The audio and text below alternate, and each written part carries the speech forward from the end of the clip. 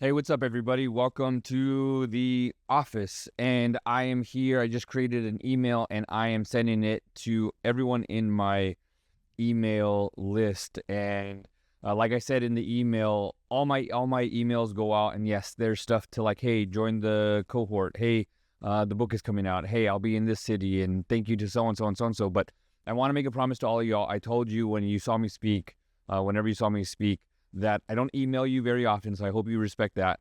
But two, when I do email you, I'm going to give you updates and things like that. But I also want to give you value. Every email, yes, I might ask for a favor. I might ask you to follow me. I might do something, some type of ask and 90-day cohort thing like in the email.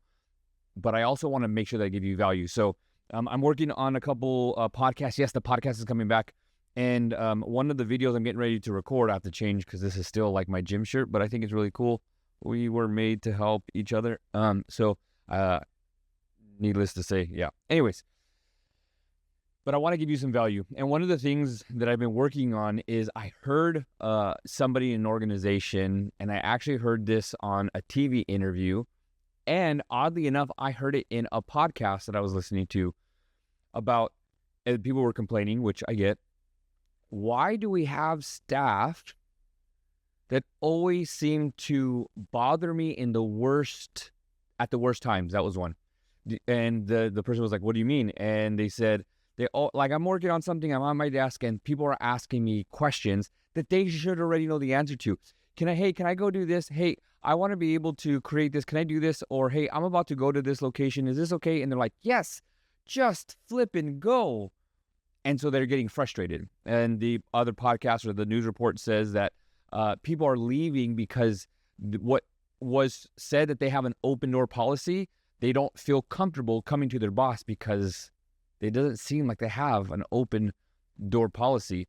And then the other person was saying, why is it that I have staff that do not take initiative? They never want to take initiative. I can't think for you. I can't make all the decisions for you. How come you can't make a decision for yourself? Go out and just do it. And it got me thinking, because I had this conversation with my sister, and my sister says, I've had two bosses in the last, like 8 or 9 months. And her organization got taken over by another organization. And then now they have a new boss, and the boss they had before left. Anyways, she said that she had a boss that was a micromanager, and everything that they did, why'd you do that? How come you didn't let me know? You need to let me know every time you do this. How come you gave this away? How come you gave this away like a discount or something like that? How come you didn't escalate this? How come you solved this problem this way? And how come you didn't do it this way? And she's like, dear God, can I just work? I'm like, I have a ton of experience in the customer service space. Why are we not allowed to do X, Y, and Z? So now with the new boss, she says that she still asks permission because she still feels like she's under this regime out of habit. And so she says, her boss just says, yes, go ahead. And she hears her out. So I want to put that story on the back burner for now. But I want to take that lesson that I learned from that and something I saw on Instagram. So hold off on that story for now, because I think this story and a lesson learned ties into that. She says, my boss just hears me out, and she says, okay, go ahead and do that. You want to do this? Okay, go ahead. And she said, my boss will hear me out, and even though I know that I don't need to ask her for permission, I still want to clarify that it's okay. And she says it's okay, and I just do it. And she's like, I keep on telling myself, why do you keep on asking her if you know that she's going to say okay? So this is what I love about this. The boss listens anyways. The boss could have said, yeah, go ahead. No, I trust you. Go ahead, and not hear her out. So I saw this video on Instagram, and I thought it was really interesting because I do this all the time, and I feel like a horrible father or son when I do this, or husband for that matter, or brother. My sister will send me stuff on Instagram. Check out this video. I'm like, seen it. I've seen it. And she'll send me, and I'm not on my phone a lot, but I don't know, it's because of the algorithm or whatever, but I see a lot of stuff way before she sees before she sees videos. And so she will send it to me, and I'm like, I already seen it. Sorry, I had to stop that real quick because we had an interruption. But, and so she will go and send me these videos. I'm like, I've seen it. And so she got to a point where she's like, I don't even want to send you videos anymore because you're like, you probably seen this. Same kind of idea, different person. My son will say, Dad, today at school, this guy, Jeremiah, he came in, and you're like, and I'll say, yeah, he came in late and he had, a messed up shirt or whatever. You told me that already. He goes, oh, I did? I said, yeah, you did. He goes, oh, okay, my bad. My mom will say, oh my gosh, did you hear about your uncle so-and-so? I'm like, yes, Mom, you just told me. Who cares? And I don't mean that in a bad way. Who cares that they've told you before? Who cares that they've said this? And I don't know if you do this, and you're probably talking back to the screen, but has this ever happened to you where someone tells you something like, yeah, I know? Who cares if my son wants to come to me and tell me, hey, Dad, and I see this big smile on his face. Hey, Dad, do you remember Jeremiah? He came in class today and he had this thing on his shirt. Just let him tell a story. What does it hurt you to hear a 2-minute story that you've already heard before? So what? That somebody sent you something that you've already seen. Makes me laugh every single time. What a great video, isn't it? And just agree. How hard is that? Something as a leader that I still need to grow in. Yes, even though I speak and teach, I still make mistakes. Yes, I am not perfect. I do not know everything, and nor do I claim or think or act that I know everything. I don't. Still learning. And I love being a student of leadership, and my hope is that you continue to be a learner of, a continuous learner of leadership. And so, who cares? And so I think about that with my sister and talking to her boss, where the boss just listens. And she might be thinking, God, why don't you just do this? But she hears her out, and then she says, okay, go ahead and do it. And my sister feels better about her decisions. I think at some point, in my opinion, that she needs to say, hey, it can go one of two ways. Hey, Stephanie, I love that you continue to ask, but I need you to build and be confident in that decision. So this is what I want from you next time. I want you to just go ahead and let's try this. In your next 2 or 3 decisions, just make it. And then email me and say, hey, this happened. These are my choices. I did this, and then this was my choice. Just want to let you know. And if whatever, I'm like, ooh, shouldn't have done that, then that's the learning experience. But I need you to go and experience, do it, fail, and then we'll talk. Maybe she's a micromanager herself, and she's like, I love the fact that everyone comes and tells to me, and I don't have to look like a micromanager. I just let them talk. They ask me, and I just say yes, yes, yes, yes, yes. And I can micromanage in a way like I don't know. The fact of the matter is that she just listens to her staff, which is amazing. Let's get that situation back from the back burner back on this way. So I have a note over here that I wanted to talk about this, but I have it, and let me see if I can read my scribbling. I say, people, what does it say? People only ask permission when they know that they're under authority, right? So my kids, your kids, if you have kids, or your staff will ask permission because they know that they are under authority. So when you get frustrated, how come they can't just make a decision? How come they have to come to me for everything? Like, just go on your own, just do it. Go out. The only people that will ask for permission is people who know that they are under an authority. So if I know that I'm under authority, I don't have authority to do it. So people are continuously asking permission because they know that they're under authority, which means they feel that they don't have authority themselves. So they're going to continue to ask their boss for permission because they feel that they don't have authority. So how do you fix this problem? Give them authority.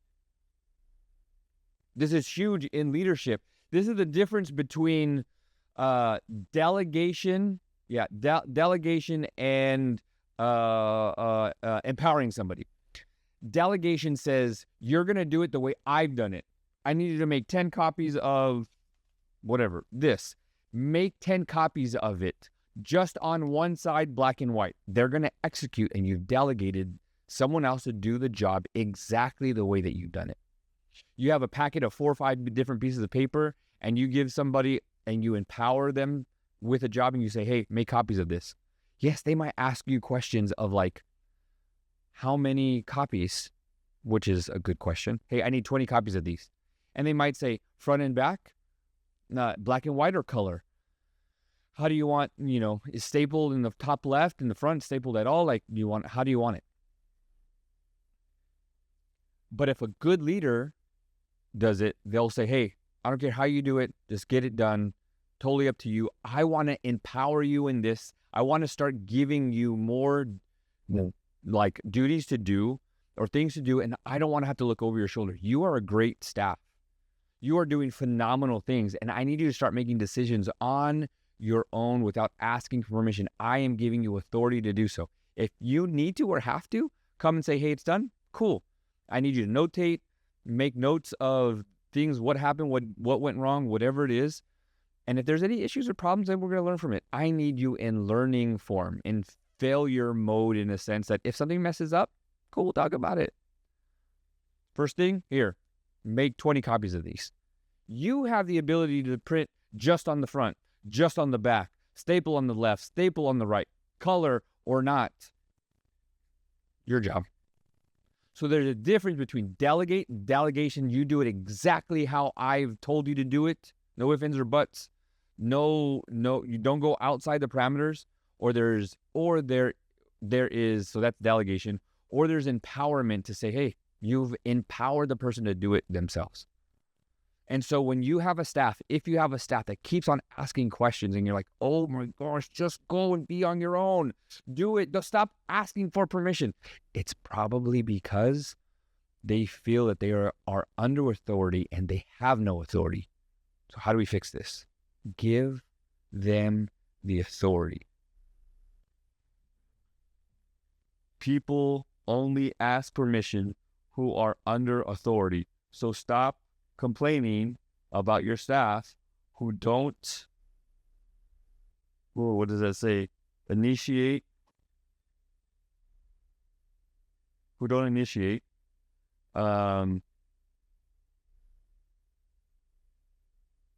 And then I can't read it. It's kind of at a weird angle. This is probably why they don't have the ability to do so, something like that. But anyways, you get the gist of it, right? So here is the lesson. Whether you've heard something here before and you have a staff that wants to talk to you, don't be frustrated. Hear them out. Whether you've heard the story or not, or you know the situation or not, just hear them out. And two, if staff continue to have issues and or problems and you're getting frustrated with why do they keep coming to me and asking for everything or permission for stuff, it's probably because they feel that they are under authority and they have zero authority. So give it. Hopefully that's helpful. Hey, listen, if you want to join the free WhatsApp group, I'm going to be sending out like Monday motivation.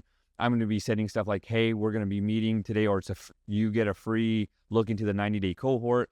I will let you know, like, hey, when podcasts are coming out, when books are coming out, but you can get WhatsApp on your desktop, you can get it on your phone. And so I will send out things. You have access to me. If you have any questions, you can ask.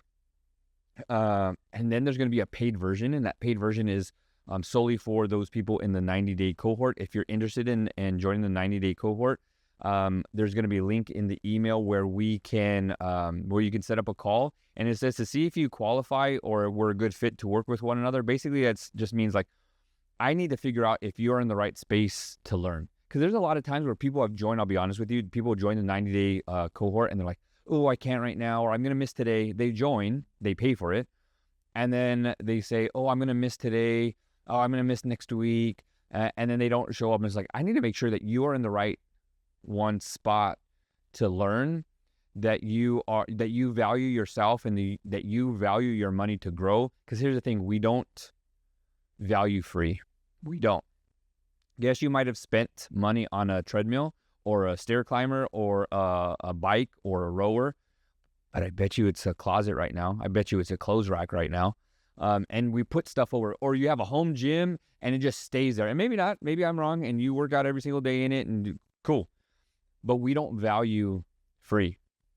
Oh, I have a coupon for a free taco or whatever, and it just sits clamped on the refrigerator or folded up in our pocket.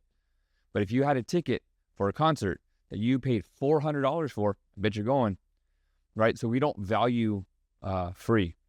So even with this free cohort, people will be on, people will be off, people will dismiss and get out of the group and ignore messages and stuff like that because they may or may not value free. But then there's going to be a paid version of the cohort. And I want to make sure that you are in the right spot where you value your time, you value my time, you value your money. And is this a good fit for you at this time to join the paid group? And so in that paid group, we do get your Gallup Strengths. If you already have your Gallup Strengths, we do your leadership strengths. You get access to those videos. You get access to the Blueprint to Leadership course that I have, to the Stewarding Leadership work stuff that I have, videos that I have, and then we meet weekly. And then I have open hours where you can jump on and ask me questions. You get access to my book early. You get access to podcasts weeks early. And I bring on guests and to come in and speak life into all of us as a group. And you get an accountability partner to make sure that your growth is extensive, deep, and just it takes off for 90 days. Like we go hard for 90 days in leadership. So if you want to see exponential growth in your leadership within the next 90 days, we are starting May 4th. And so if you want to do that, you guys can click the link for that. But I think we've gone long enough. Thank you so much. And I hopefully you got value on listening to your staff, and you've gotten value on making sure that your staff have authority to make decisions. All right. See ya. Bye-bye.